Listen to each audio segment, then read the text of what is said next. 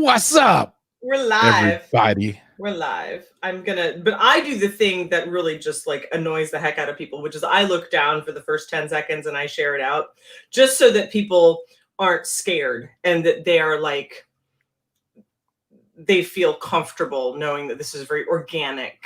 Sure. Show. Don't be scarred. Don't be scarred. Do you know what I mean? To be scarred. So, okay. Welcome to another episode of The Talk. I am your host, Emiko, and today I am joined by my illustrious and talented friend, Giles Mccoy of Home Theater Fanatics. Before we get started, I want to do a couple of house rules for y'all, which if you have joined us before, you are very well aware of what the rules are. And if you haven't, then listen up. Go like this. Listen. Y'all. Yeah, listening is the first rule. Surprise. No, this is an interactive show, so ask your questions, type in comments, right? There are no stupid questions, but please keep on topic. Today we're talking home theater, 2-channel, build your own. We're going to talk about Giles' podcast for a bit. All the good stuff. All the good stuff. All things music. Good stuff. Right. We don't talk politics. We don't talk religion. We don't sexually harass. We just don't harass in general as a rule. We don't bully, we don't troll. So if you happen to be a troll and you're able to set aside your trolling for the next 60 minutes, you are welcome to join us. That's great. And if you're not, and you post something trollish, we're going to read out and don't do it as a joke because people have found out that I'm dead serious. Like I read out your comment, I read out your name, and I bounce you out and you're blocked from the page. It's a 1 strike, you're out. So because the purpose of the talk is to encourage dialogue, discussion, connection, and education about hi-fi, music, audio systems designs, things that really I think are valuable in the hobby. And so we want to keep it as encouraging and inclusive as possible.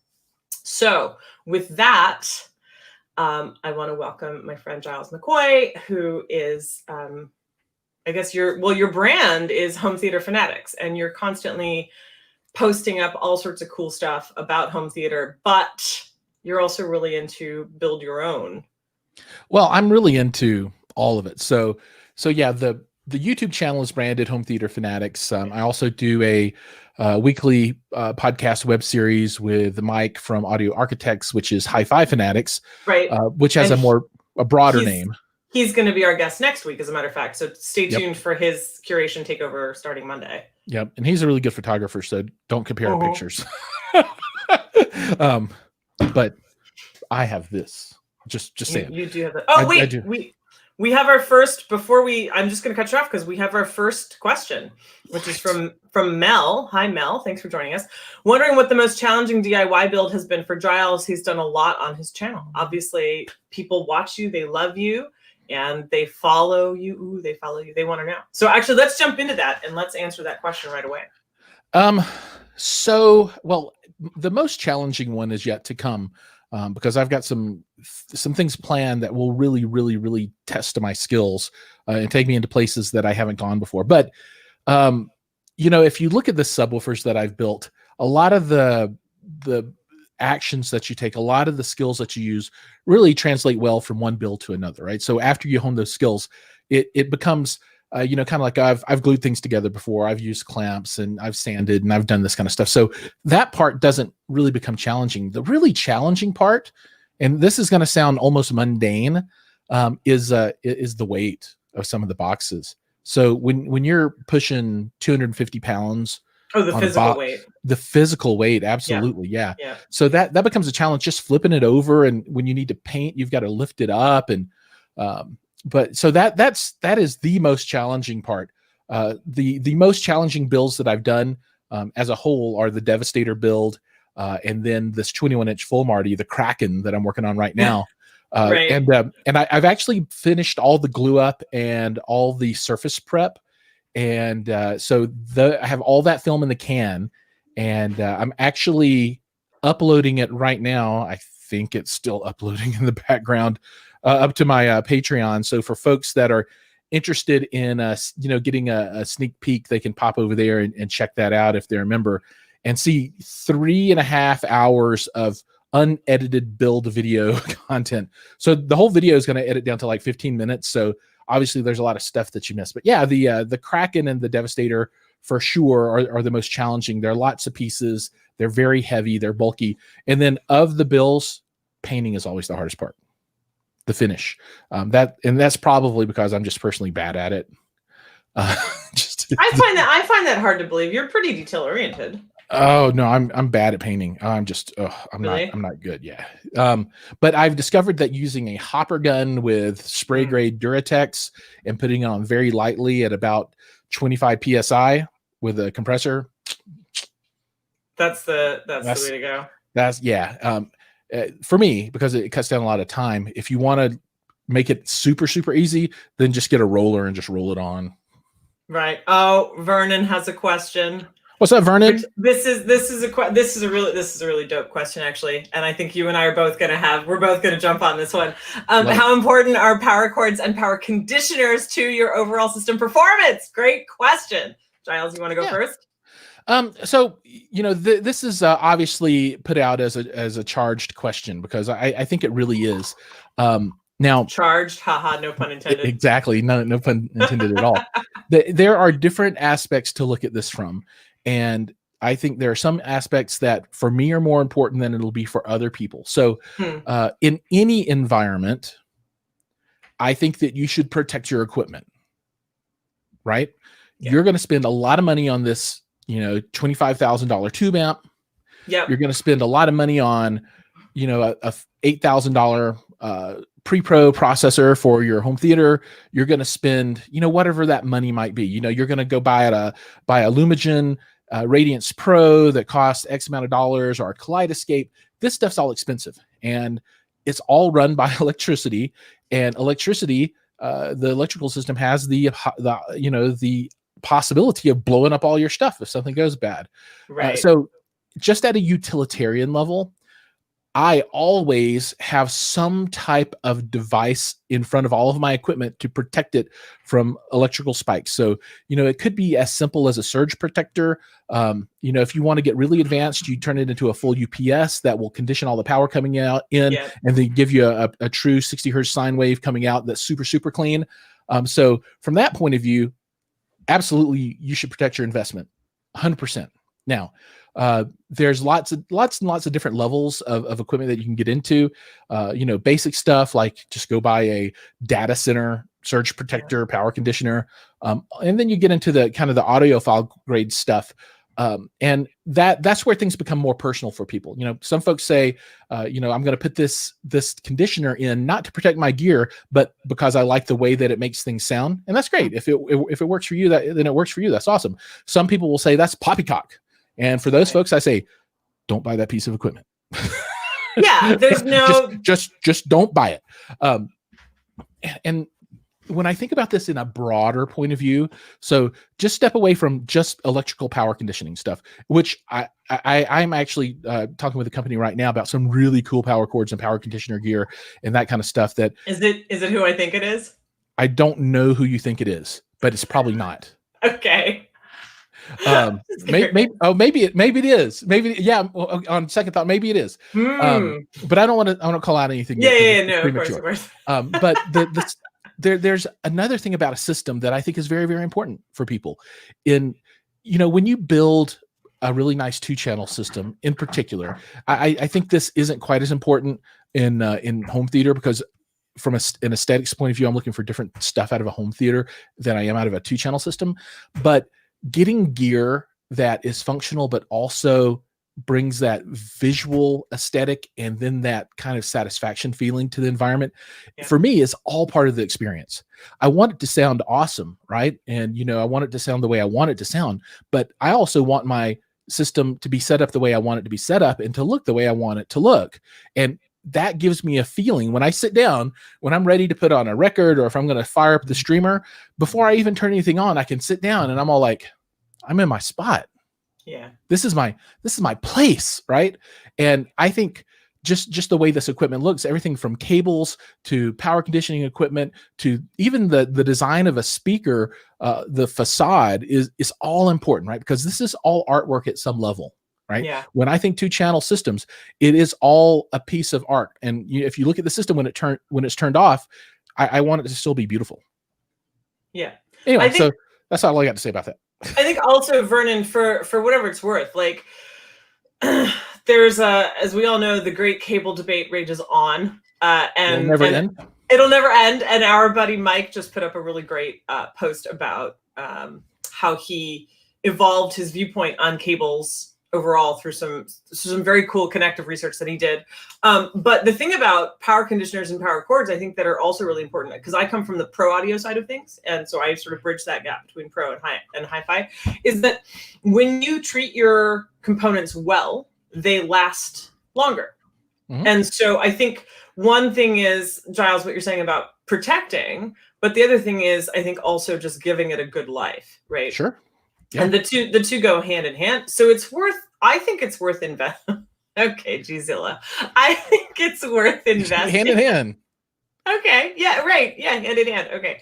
I think it's worth investing in. And I don't necessarily believe that everybody has to go out and drop, $15,000 on stuff. I think that no, that you only do that when you're looking for a specific look, or that's going to be like an individual taste kind of thing. Yeah. Right, exactly. There's plenty of great stuff out there that does the job, that is functional, and that is quality, that you don't have to break the bank on. And I think it's worth having, because if you're gonna go forth and build the system that you want, or start that journey, right, no matter where you are in the journey. We've lost her, ladies and gentlemen. She's gone. Well, she's trying to come back. No, maybe not. Well, I don't know exactly what she was going to say, but she was going to say something, and I bet it was awesome. So, no, she's up. So anyway, well, I can't see any of the questions that are out there, so I'm not sure exactly what folks are saying. But we can talk about my stuff a little. Oh, there she's back. She's back. She's moving. Am I back now? You're back. Okay, this was happening yesterday too. My apologies, ladies and gentlemen, because I'm frozen. That's what my ex-husband would say. I'm ice cold.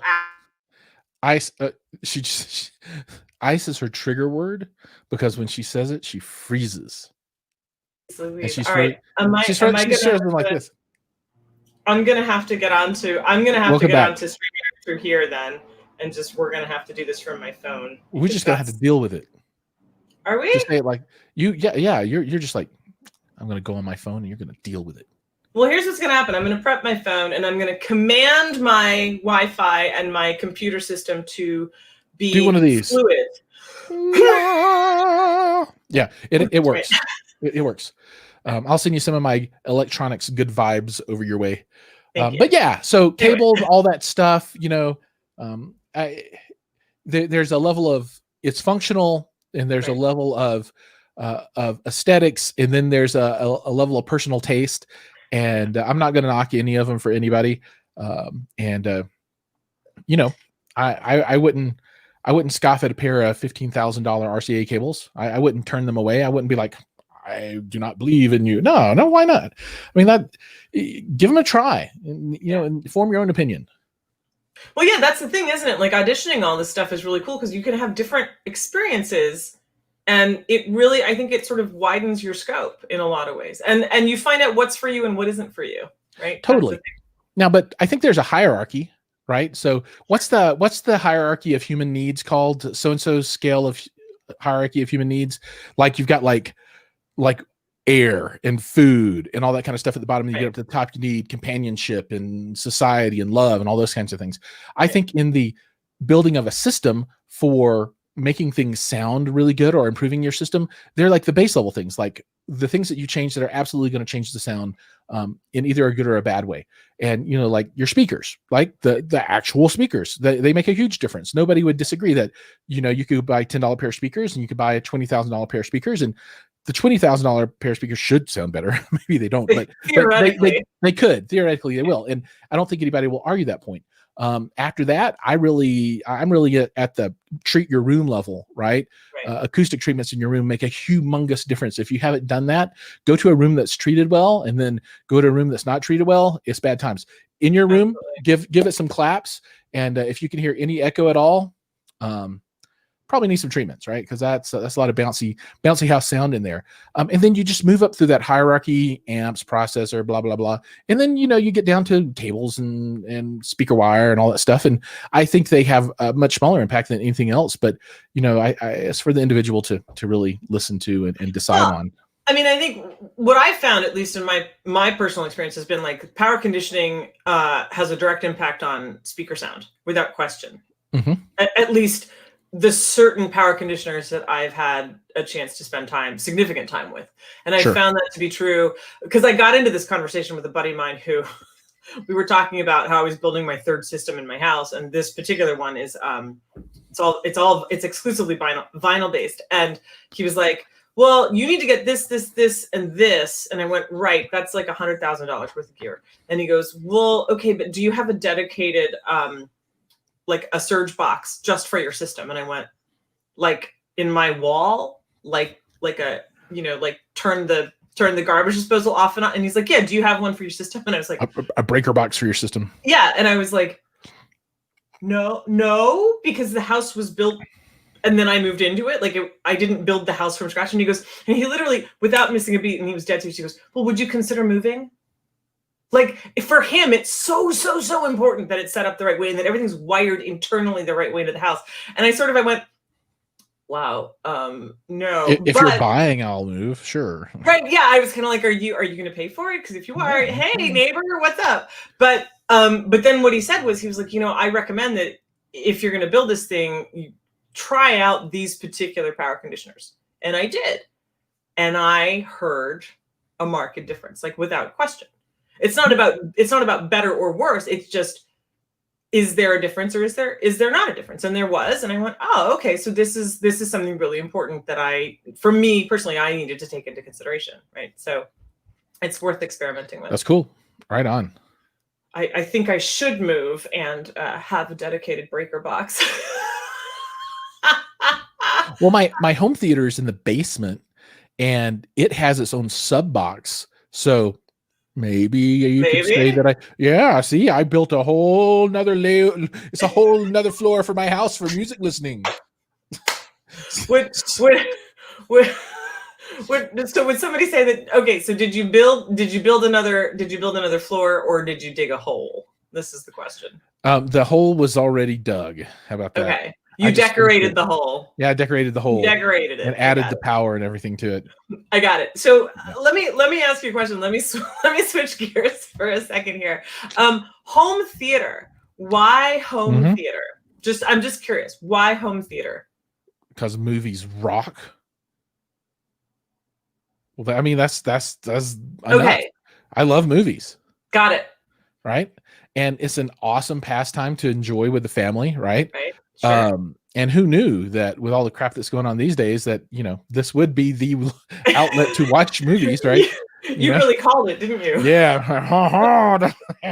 What's next for the world, Giles? Why don't you predict? I know.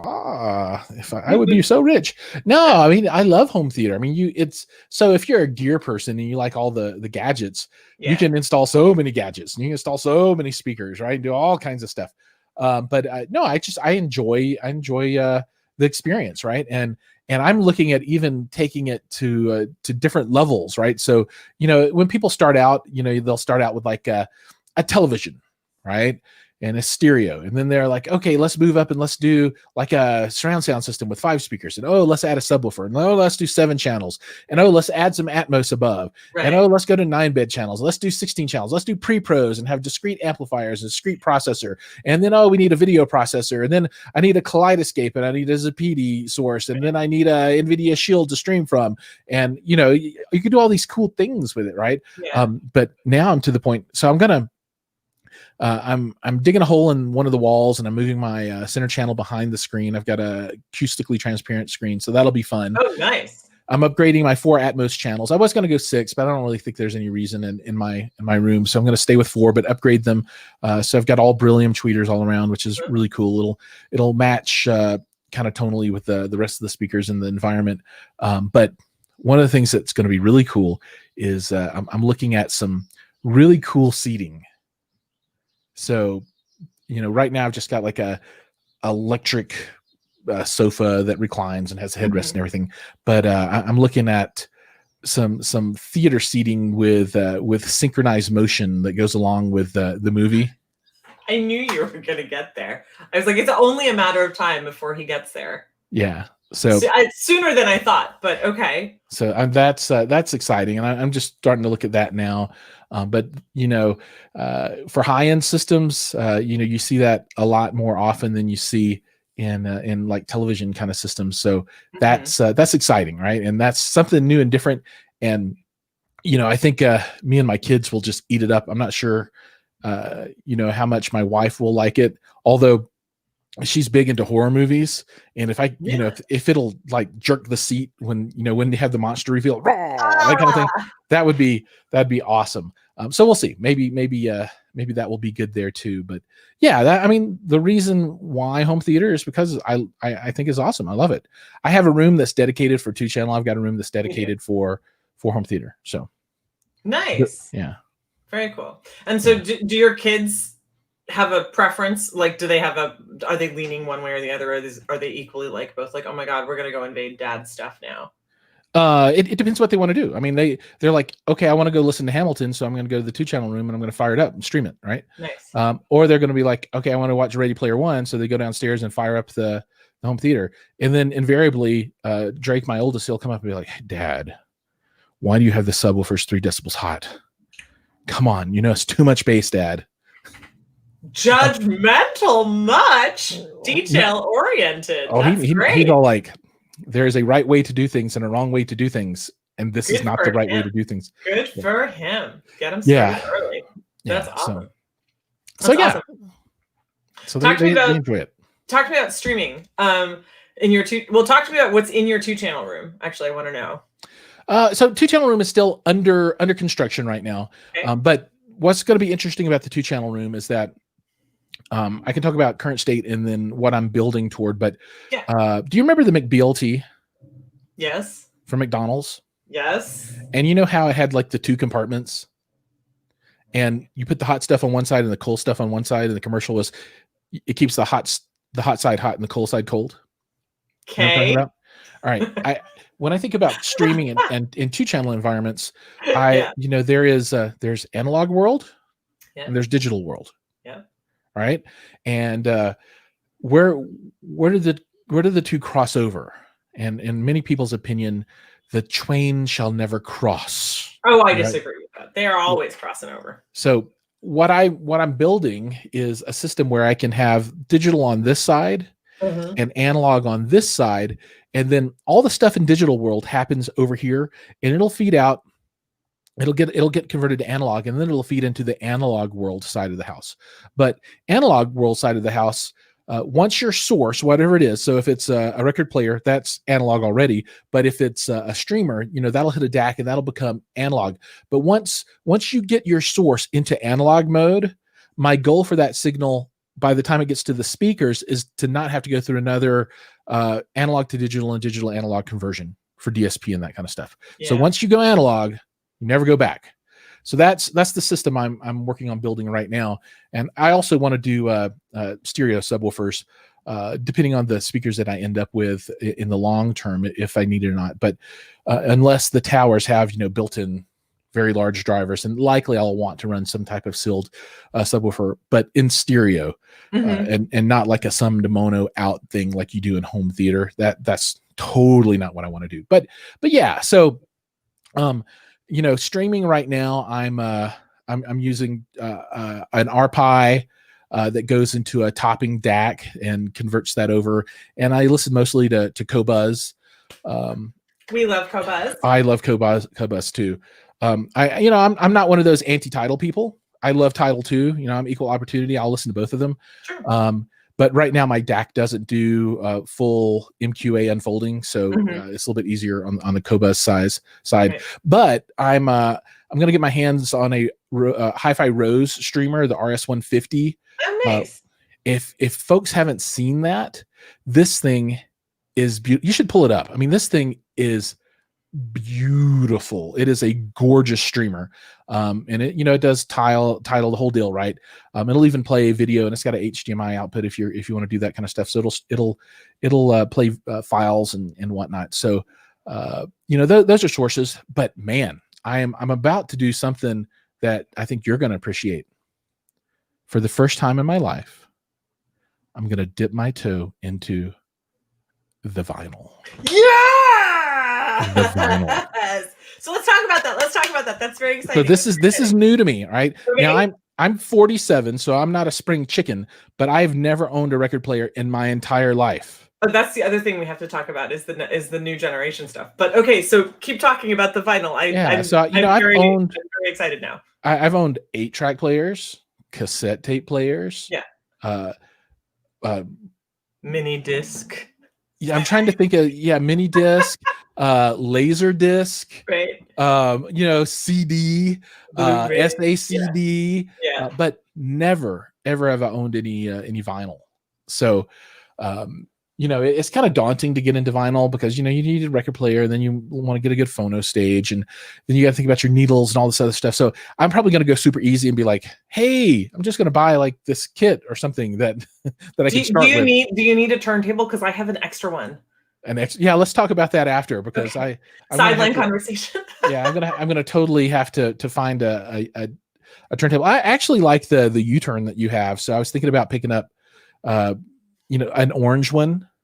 Okay. Because my colors are black and orange. Right. Yeah. I'm like the Halloween person. Let's find it. We'll find out if they make it in orange. They do custom preset colors, but I also know that they're. We'll talk about it later. But anyway, okay. So you're still looking for a turntable. Yeah, I haven't started looking yet. So this is a to come effort. This is so exciting. Yeah, so I am excited. So before I get the turntable, I need to get a good preamp and probably an amp upgrade, and then I'll be ready for turntables. Do we disclose what you've got now, or do we not say? Do we say what you're looking at? Yeah. So, like I said, I've got the RPi and the DAC that feed, and right now everything's feeding into a Denon. AVR, right? And that's got to go. That's got to move out, right? Because that messes up my whole plan. Which Denon AVR do you have? Because I have one downstairs that is utterly turned into a paperweight. It's the 4400 X4400 H, I think it is.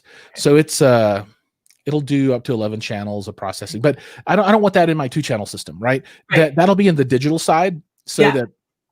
Because, you know, there's a TV there too, right? So I can listen to music, but I can also watch TV.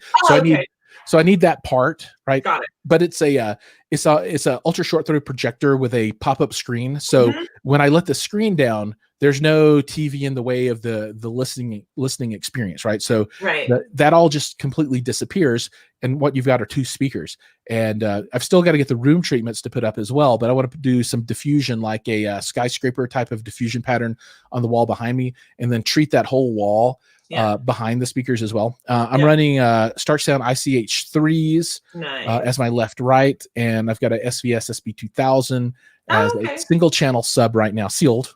Yeah. Right. And the speakers are, so it's all sealed. So there's no ports, and there's no weird, let's change our phase on us and all that kind of stuff. So it's, you know, sonically it's pretty solid.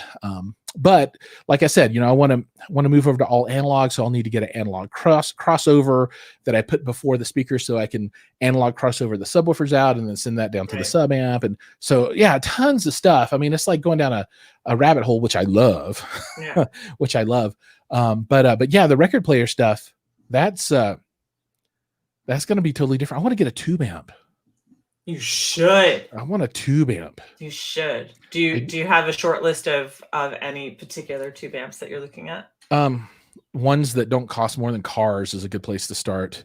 Well, you can get a janky car for like $1,800. Like I said, you need to qualify. Less than 1,800 for the tube amp too. I don't know. I'm looking around, and I'm not set on anything right now. There's actually a company in California called Baseline Amplifiers, and they make they're a startup, and they make new all tube amp stuff, but they're only like 10 watts a channel. And I'm getting my hands on some Alta Audio Alex pretty soon. And she's frozen up. I'll just keep talking while she's frozen. The Alec, okay, she's back. The Alec towers, and those are fairly sensitive, and those are some baller speakers. If people, she's frozen now with a big smile on her face. So for folks that don't know Alta Audio, give it a Google. Their new stuff, I think, is the Alec and the Alyssa, and it's it looks cool, and I can't wait to get my hands on those to test them out. But those, I think, would be really, really well mated to even a low power tube amplifier. So baseline amps, I'm going to be checking you guys out and see. Maybe we can work something out, because your stuff looks super cool. It's all wood on the front, got this nice shiny knob on it, and the tubes, and then these big things, and it looks cool. I mean, it looks like it's almost steampunk. Almost, it's really cool. Did she freeze again? Oh, there she is. Am I back? You're back now, kind of.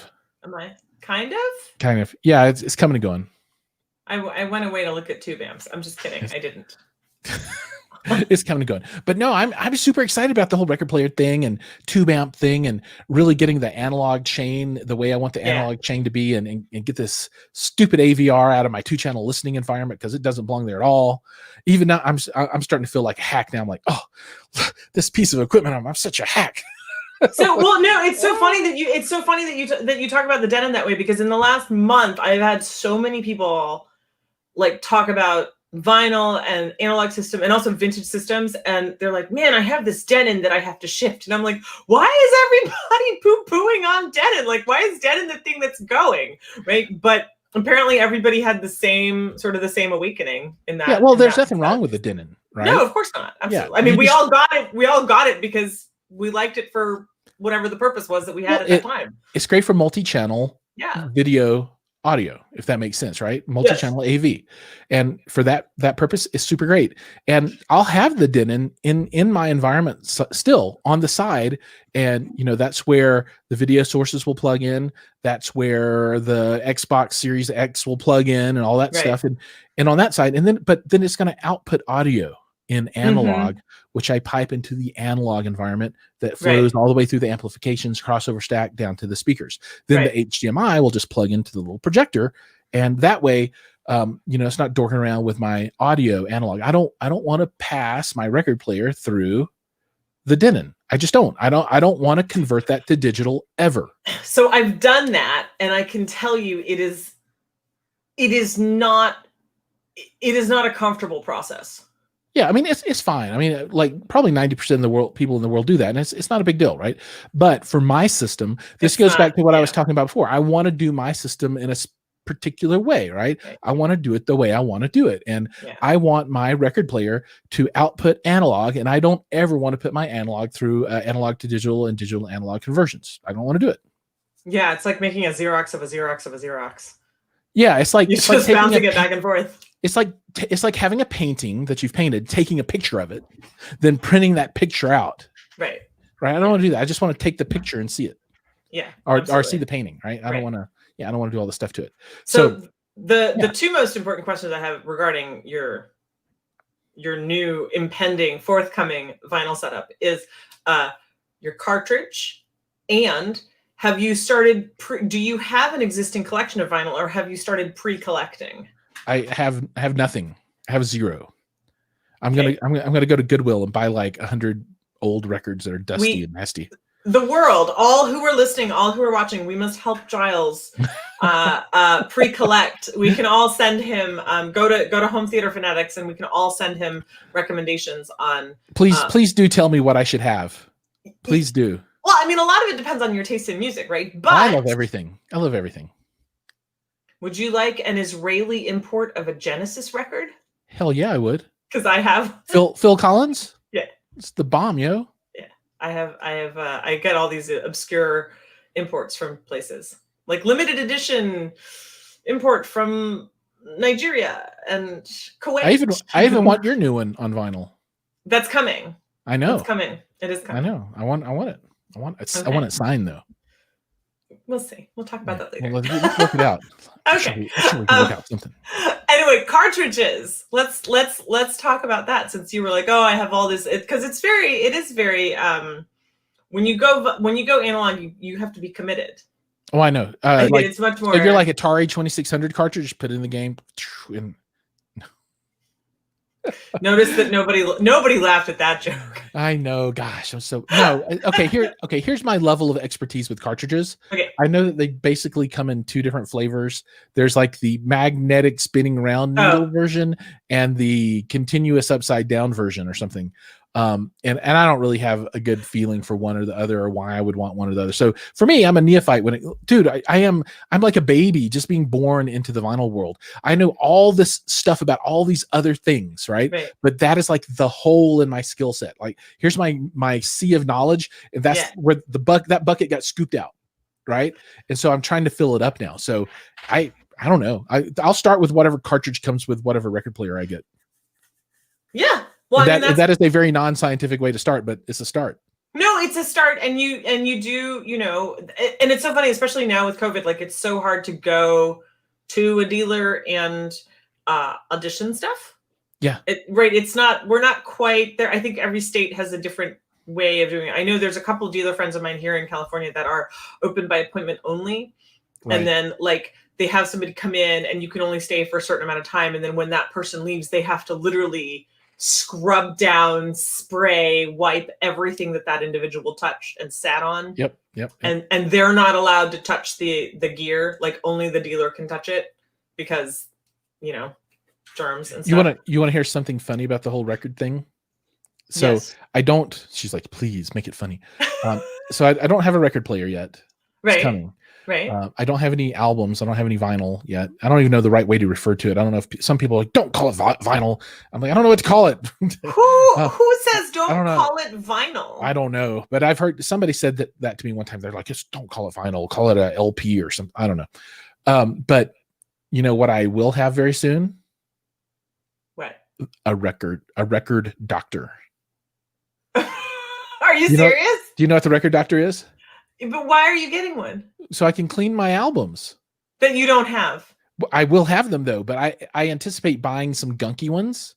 So I want to be able to make sure that they're not going to mess my record player up. Okay. I want to clean them. Did you order it already? Kind of. Okay. I wish you had told me. Not that Record Doctor isn't great, because that's fine. I would have made a different. Well, actually, you could get both and then have an AB and have a shootout. Yeah, totally. There's one that I really like. It's made by Kermis Audio. Okay. I'm totally unfamiliar with that, but right on. I'll check it out. Well, Charles Kermis, he's a Coloradan as well. He's I like that. He's in the greater Denver metro area, but I will not say where. But anyway, I'll tell you. I'm later. In the greater Denver metro area as well.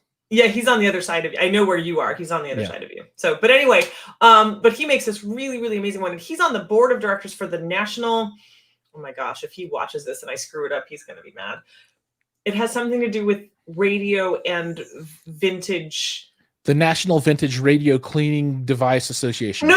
It's something with radio broadcast. And anyway, but they use NPAA or something or whatever it is.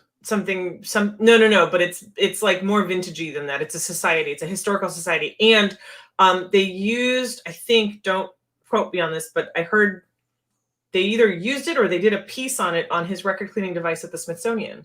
That's cool. To clean really, really super old antique. And that's exactly what I'm going to have. I'm going to go to the Smithsonian and steal their records and be like, I have to clean you. Well, wear a mask when you go. Oh, that's the best part about wearing masks. Actually, I think you would anyway. If you were going to commit a robbery, you would want your face to be covered regardless. Anyway, that aside, so you got a record doctor. Has it arrived yet? Not yet. And will you be doing a video when it does? I will. Well, I will do a video when I have a record to clean. Right now, I could just say, "Hey, look at this cool box. I don't have anything for it to do." Right. It's awesome. But I figure a trip to Goodwill is in my future. I can go and get like the $2 messed up Elvis records and country music records and all the stuff that some gospel or something that isn't nobody's collection. I have Tennessee Ernie Ford at the Missouri State Fair. I want to get Snoop Dogg's first album on vinyl. On vinyl? Doggy Style. Okay. I mean, I'm sure they have it. Oh, they do. I saw it. Did you? Okay, I was gonna say if they put Taylor Swift on vinyl, I'm sure they'll have Snoop Dogg. I'm like, oh, I really want this because I think it'd be just funny to play that on vinyl, and a little Dr. Dre or something like that. I know everybody out there is like, oh, but I don't know. I totally want to do it, and I think it would be great. I think it would. Well, no, because like again, coming from pro audio, like the way that rap vocals are produced is so specific that putting it on vinyl would actually give it a different type of life. So when my first rap album drops, it's going to be vinyl. We're doing that. I've been waiting. I mean, I keep waiting on you, and I'm like, okay, I've got the talent, I've got the look, I've got everything. I just need somebody to make some fresh beats. Is that what the Rolly Seaboard was for? That's for my 9-year-old, and his fresh. He wants to make like if you go to YouTube and Google like Minecraft music, stuff like that. Yes, he's down with that. Okay. But he's all like, Dad, you can bend the notes and you can bend them all. You can do all the stuff, and then you can do your hands like this, and then you can push and you can do the vibrato. He's like, you can't do that on the piano. And I'm like, I don't believe you, son. You can totally do it.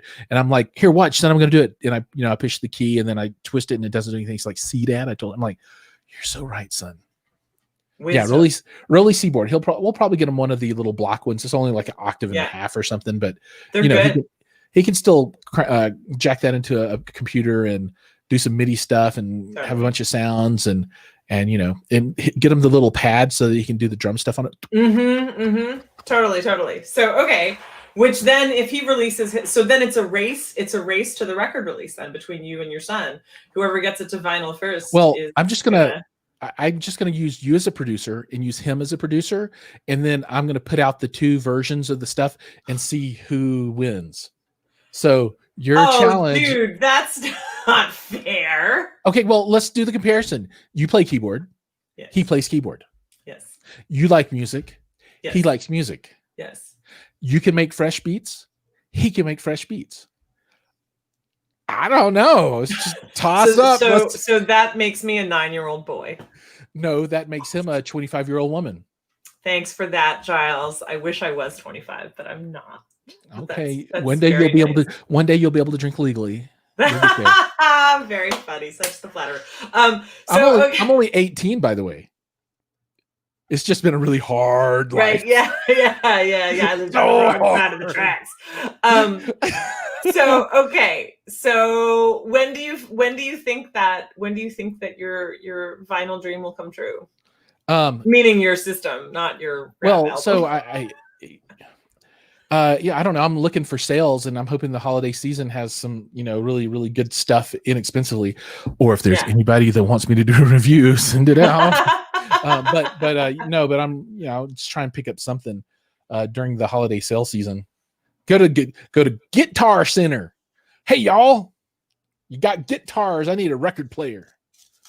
Don't go to. I won't say don't go to GC. I would just say, what would be great is to support an independent dealer would be. Oh, sure. Be good. But so should I do like the Techniques thing so I can spin on it too?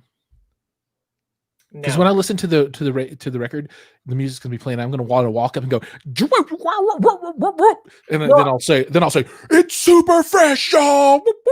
But in that case, you don't want a Techniques. You want to get a Gemini. A Gemini man. A Gemini. I don't. That's the movie Gemini Man. Never mind. Right. No. Will Smith. Right. No. You're 120 frames per second. Looks really weird. You're gonna want a Gemini turntable because those are a Gemini turntable. Are they cool? Yeah. I mean, could I play the club? Could I go to a club with one and be like, yeah, that's what a lot of DJs use Techniques and Gemini. You want to see me do my DJ act or look like a DJ? Okay. Yes, sure. Okay, now I look like a DJ. Okay. Because you got one ear in and one ear out, and bad. So I want to talk to you about, ironically, this whole time I didn't freeze once, and neither did you. There's a Well done. well Well done. You're doing it, girl. You're doing it. So there's this great. I won't mention the group that we're in, but I will mention the post because I thought the post was brilliant. There was this young gentleman who wrote on one of these audiophile groups that Giles and I are part of, and he wrote, was it we need a Facebook group for audiophiles born after 1980? Yeah, something like that. Or something like that. Or we need one for Gen Xers or no, something. it's like for people born after 1980. Yeah. Right. So I'm giving up the ghost here. I was born in 1980, and I was like, "Excuse you, child," but I want to talk to you about that because you and Mike, right, from Audio Architects, and for lack of a better, I guess I'll lump myself in there. I mean, we aren't considered the typical audiophiles. I am the oldest of the three of us. So young children, listen to your elders. He's the baby. I'm the middle child. He's the baby. but I'm like 7 years older than you even. Yeah. Well, I just turned 40 in January. Yeah. So. And I just turned 47. Happy birthday. I got 3 years until I can. I don't know. I was going to make some bad old people jokes, but I'm an old people now, so I shouldn't do that to myself. Well, I got my AARP membership invitation. I got that too. Doesn't that make you feel good? Well, I wanted the little stool that you can use to sit on at the bus stop. Like I did want that, and the little tote bag I thought was like really cool. That's cool. I thought you were going to say you want the squatty potty stool, which is very cool. I don't want that. I got rid of that. No, I got rid of that when my son was potty trained. I'm good. Anyway, we're here to talk about audio and music. So I don't know. And you know what's so funny is Mike did warn me. He's like, if you have to talk to Giles alone, focus your topics because it's all sorts of this all over the place. But it's all right. Well, that's fine. I keep it real weird. You do. You do, but that's okay. No, that's why we love you. That's why we love you, and that's why. But that does bring up the seriousness of the question, which is, like the first time that I interviewed you and Mike, you guys had just started your programming. Yeah, Hifi Fanatics was our web series / live stream / No, at the time it was podcast. called called something else. Yeah, I can't even remember. It was called sound. Yeah, it was called POS. Yeah, it was a POS, and we were all like, "It's so pretty." Yeah. POS. No. Right. So you've changed it. Now we're serious. Right. This is sort of real business. I feel more comfortable when I sing on the podcast now. I'm just saying, Hamilton, y'all. If you don't know Hamilton, rise up. When are these colonies gonna rise up? Rise up, dude! I just.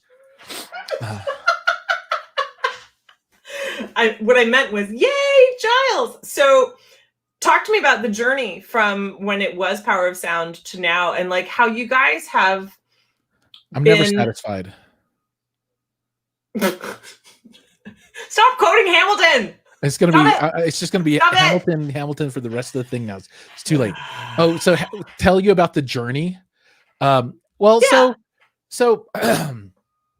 you know, the idea at the beginning was, let's do something fun, right? You know, let's just try. You know, we don't know anything about making a podcast. We don't know anything about anything, but let's just try. And before Power of Sound, if you roll back the clock like almost a year before then, we did. I don't know, 4 or 5 or 6 podcasts together. And then we had Creative Differences. You and Mike? Yeah. Really? Yeah. I never would have known. Totally. Okay. And it was done. And then I'm like, all right, well, I'm going to figure this stuff out. And then, you know, a little while later, we're like, well, let's give it another shot. Right. You know, we're older and more mature and more worldly, understand how these things work. Okay. And Power of Sound was born, right? And Power of Sound was cool. And we came on and did an episode with you, gosh, over a year ago or something. Was that a year ago? That was. It's been a while. But we did that for a while.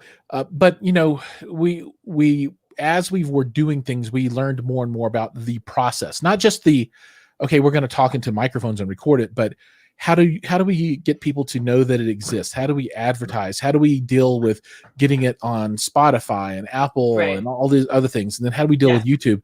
And then how do people even find us?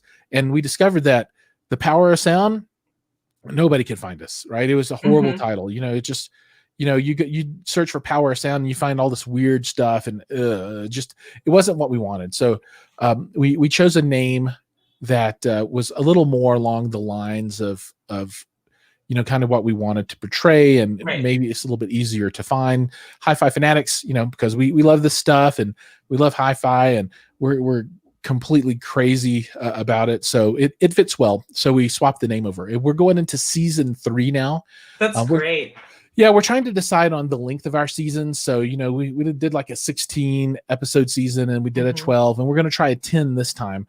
What we've discovered is that it's extremely difficult to never stop while you're doing stuff. So we can't do that. So we're like, we'll just do one every week forever. Right. That was our first thing. Well, we'll just do one every week. And it's just, it's just one thing. We'll find a guest every week. So we get 52 guests a year. And then we were like, this is death. Yeah. So now we're like, we'll do 10 episodes and then we'll take a month off. Nice. We'll do 10 episodes and take a month off. So that's kind of what we're on right now. So, if anybody out there is a manufacturer or, a personality or whatnot, and you're interested in the show, hit us up. We've got this season that we're firming up right now. Let me pull up who we've got on. So we'll have probably, we haven't filmed any of these yet, but Orion Audio, which, oh man, they make amazing speakers. D-Sonic is an amplifier producer. As a PD, they make file players for home theater stuff. Wisdom Audio, which everybody knows. Klipsch is going to come back again and be on the show. We're going to have Rose Hi-Fi. They make streamers as well. Nice. I've reached out to Rel. They didn't reply to me. Macintosh told us no. Really? I'm surprised. Oh, they were like hell to the no. But I would still really love to have them on in the future if their schedules free up and they get some free time. Man, that would be absolutely stunning to have the Macintosh group on. Any of the brands we would love. And I need to reach out to MoFi Distribution. They have a number of brands, and we'll likely have someone on from there. And then if you need somebody at MoFi, let me know. Okay, yeah, I would be happy to help. Right on. Yeah, I have some contacts, and I've been sending some emails, and I was supposed to reach out a couple of weeks ago, and I'm a little slow, so I've still got to reach back out to them and figure it out. But they were very open to the idea, which I'm really happy about. I really like their brand. They have a ton of cool stuff, and they have like this one company, a cartridge company. And it's like out of Japan, I think it is. And I always keep looking at their stuff, and I'm all like, if I ever have $10,000 for a cartridge, this is what I'm going to buy. It's like super cool stuff. And I start getting geeky about it. I'm like, I want to do this. I don't even know why, but I want it. But that's kind of how things are shaping up. And we should kick off episode 1, November 10th. And we want that to be Orion Audio if we can ever get our schedules together and film that episode and get it done. But I love this format. Yeah. So I make videos. I try and drop a video on YouTube every week. But I really enjoy this kind of stuff. Talking, having the back and forth, having a conversation.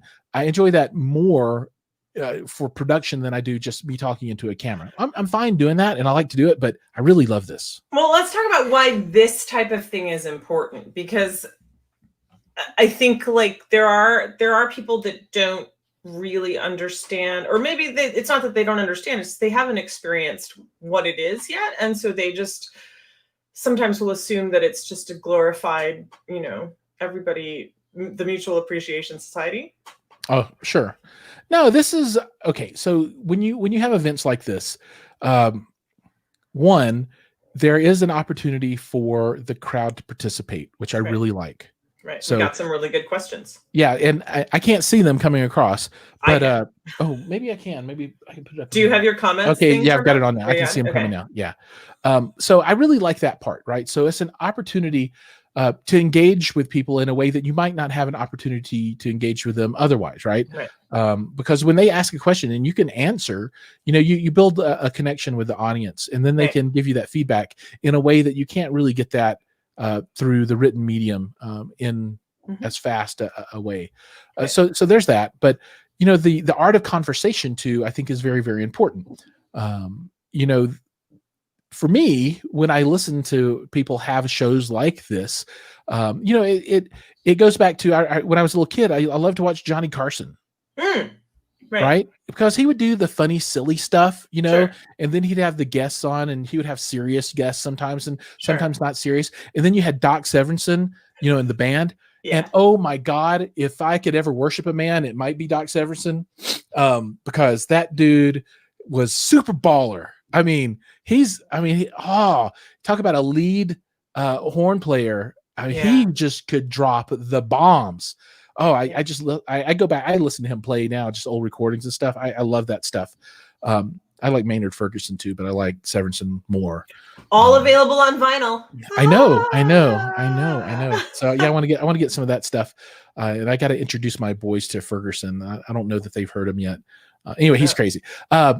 So yeah, this format provides you the opportunity for all those things, and it's spontaneous. It's live. People don't know what they're going to get, but they know that it's not going to be edited. Oh yeah, that's true. Right? That is true. There's a level of excitement that you're all like, oh, here it comes. What's Giles going to say this time? So I don't know. I like it. I really like this. And for me, it's just like hanging out with buddies and chatting. Yeah, I think the other thing for me in terms of hosting the talk, and especially watching, because I've come in and I've trolled you and Mike on your show before. Sure. We like it. It's all good. And I think the thing is that I feel like when you work in Hifi, right, there's a seriousness to it, I think. And sometimes that's because a significant amount of money changes hands. And so things have to be done in a very particular way, and they have to be taken very seriously, and everything has to be done right to spec, as it should be, because your clients and your customer and the end user experience is the most important thing. But I feel like this is an opportunity for us to educate and let loose and let our hair down, right? Your hair is flowing in the wind. Thanks. You want to point it out, huh? I see how you are. You have lovely hair. Mean girl. I do have lovely hair. Actually, you know what? I still have all the hair that I've always had. It just just slid down. It's like all of my neck now.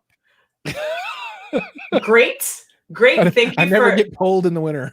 Thank you for sharing that. Yeah, so everybody out there, this is the kind of thing that you can learn, apparently, when you go see Giles on his podcast for Home Theater Fanatics and Hifi Fanatics. But amongst other things, yes. amongst other things, no, that's true. You can also hear lots of Hamilton being sung. So the thing, do you feel, based on this, that could we do like a Hamilton album? And you do like the keyboard part, and then I do the vocals, and then you could help me out with the vocals when I suck? No. You'd want to do the vocals yourself and the keyboard part? And no. That's not. That's not what I'm saying. I'm just saying, no. If we were going to do anything, I would want to do Aerosmith and Run DMC. Okay. That's what I was. Walk this way. I got walk this way. Exactly. Just give me a kiss. I'm surprised. Oh, Celine says, "Can I come to the Hamilton sing along?" All right, I guess we're doing Hamilton because people want that. Hell yeah, Celine can come. Fine. Absolutely. Okay. Yes, Celine. Anyway, I totally interrupted you and talked over you to be funny but deadly serious at the same time. So please continue with your thought. So my question regarding the post, and we're going to wrap up shortly because I know you've got another event that you're going to. But the post about the whole, we need a group for people born after 1980, which I thought was very funny, because that was the first post that I've ever read where I was like, man, am I old? Like, I'm not in that group anymore. I'm old now. This is not cool. But how do you feel that and I'll lump Mike into this too, because you guys do that podcast together. Like, how do you feel that you're impacting the new generation of audio enthusiasts and music lovers going forward? Like, what do you feel your role is? And also, do you feel responsibility in there, or is it just sort of like something you're doing for shits and giggles and for fun, or both? Well, I guess I could be like a famous person that once said, I take no responsibility for this. Okay, when you put stuff out to the public, yeah, I feel that you do have some level of inherent responsibility for making sure that you are providing content that is useful in some way, right? Even if the use is just pure entertainment, that's totally fine, right? So, I don't want to participate in tearing folks down and being negative outside right. of, you can sometimes be funny and be negative, but light kind of stuff. But I don't want to create negative environments. I want to create an environment that is open and accepting and accepts different points of views, all that kind of stuff, right? So I think at that level, I think there's a responsibility to be a good steward of people's time, right? Make something that people will get value out of. But like I said, that value can be purely entertainment based, and there's nothing wrong with that. Sure. I think that the audiophile kind of generational conflict, if you want to call it conflict, or points of view difference, that kind of thing, I think that's just a natural part of life, right? So I'm turning more into that guy, get off my lawn kid, as opposed to the kid on the skateboard. Didn't you write that back to that guy in the comments? You were like, get off my lawn. Yeah. So I think as you get older, your point of view changes. But I think you need to retain that ability to really step outside of yourself and have that empathy and understand somebody else's point of view. If you can't understand somebody else's point of view, then you're kind of stuck in a rut. You don't have to agree with the point of view, and sometimes the other point of view is just dead wrong, right? But I think there's value in being able to put yourself in their shoes and try and understand. And you can apply that to the old school versus new school. I once had somebody tell me, they said, man, I listened to you and I thought you were 25. And then I looked at you and I thought you were like 70. Oh dear. Oh what I mean? Dear. So I know what you're saying. Totally. What that really means? I got crossover appeal. You did? I got crossover. Come on, 18 to 24-year-olds, listen to my stuff. No, but that's a good point. And like, because I get that a lot. People on the post boards call me a unicorn because I'm female, and they're like, "What, female audiophile that actually knows stuff? Like, what is this?" And it's interesting because there's that preconceived notion. I think when you're younger, or when you're not your stereotypical sort of character in the community, that you either don't know, or you're out of place, or it's just sort of very a random appearance. And guys are always juvenile too, because they'll be like, oh, there was a girl on the thing. Was she hot? That's you just got to know your guys are so bad. I mean, it's got to be difficult. Oh man. It's interesting because in my case, they'll say things to me on the post boards. Viewers beware. If you're one of these people, viewers beware. They'll say things to me that are utterly derogatory at times, and I take it very lightheartedly because I just think, well, that's nice. You're in your mom's basement just trolling me. That's just well done, you.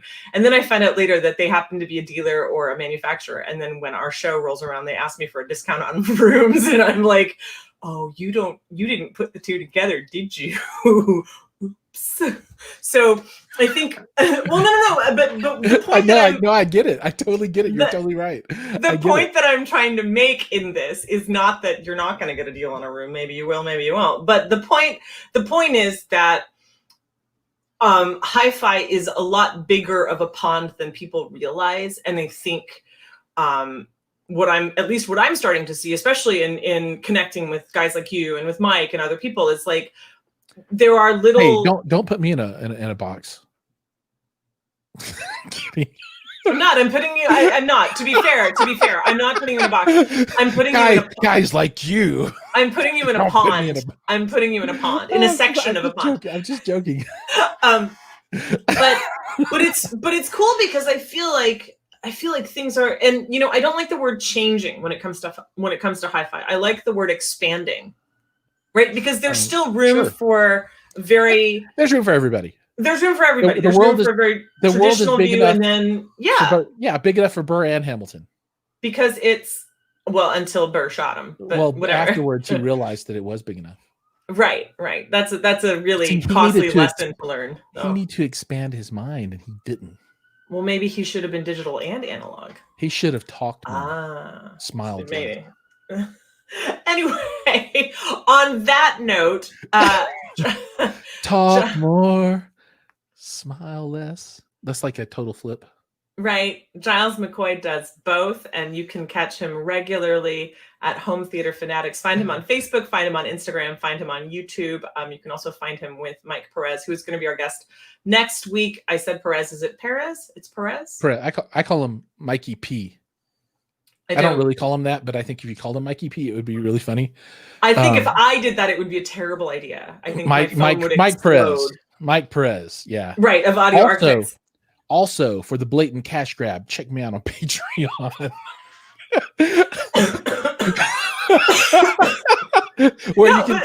where you can see full-length unedited videos with all the content that you wanted to see, but I was too shy to put out in public.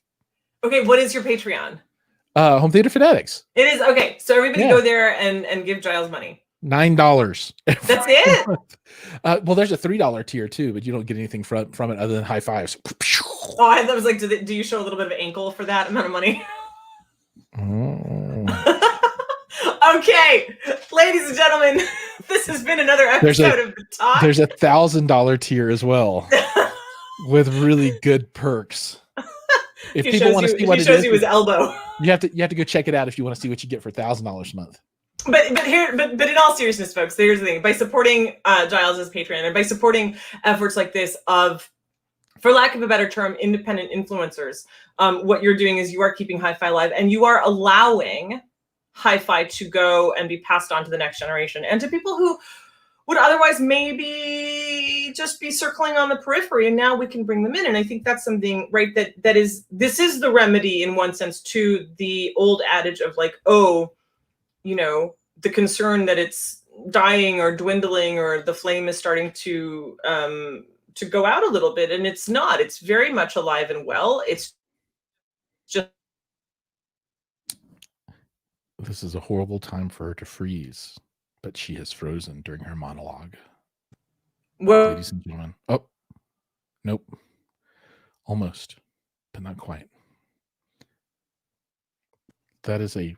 Oh, she's got a smile now. She went from no smile to smile. I think she was going to start wrapping up the episode. I was. There Thank she is. you for. Okay, I'm going to wrap it up because if I freeze again, it's just going to. She froze again. There she is. Okay.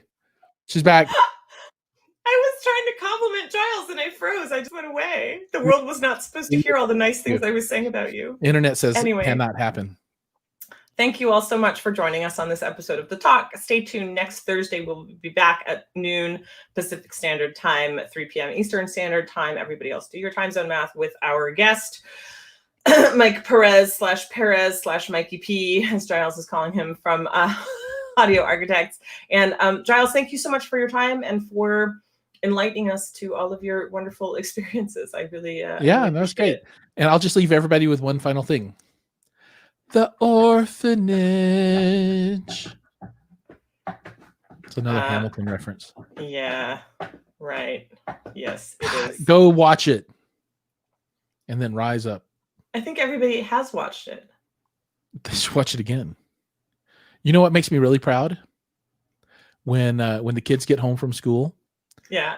And they put on Hamilton. Is that weird that I'm proud of that? But I'm all like, no, that's great. That's cool. That's wonderful. That's a great choice of programming. Yeah. So anyway, that's what I'm leaving you guys with. Thanks for watching, everybody. Take care. Make sure to catch Mike here next week and every week that the show's on the air. And more great content will be coming your way. Thanks for the closer, everybody. Gzilla out. Peace.